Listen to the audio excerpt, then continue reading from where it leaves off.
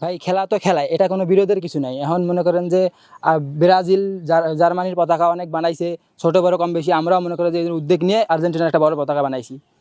মেসির শেষ বিশ্বকাপ আমি মেসেঞ্জারে গ্রুপ খুলে আমাদের হাটিথানা গ্রামের সবাইকে অ্যাড করছি, করে ওখানে বলছি যে এরম পতাকা বানাবো।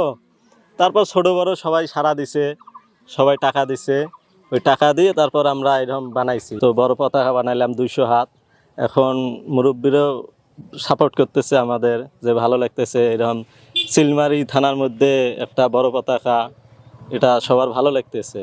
তো আমরা অনেক খুশি যে আমরা এত বড় পতাকা বানাইতে পারছি। আমাদের এলাকা বা চিলমারি থানায় এই যে আর্জেন্টিনার সাপোর্ট কিন্তু ভরপুর, তারপরও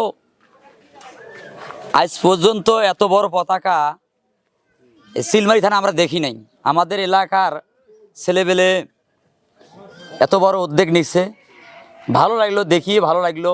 এত বড় পতাকা হওয়ার কারণে এলাকার ছোট ছোট পোলাপান যারা খেলাধুলা বোঝে বা খেলাধুলা করে তারা অনেক আনন্দিত এবং উৎসাহিত যে আমাদের এলাকায় আর্জেন্টিনা কোথায় দেশ আর কোথায় তাদের জন্য এত বড় মানে তৈরি করছে সকলে, এবং আনন্দিত।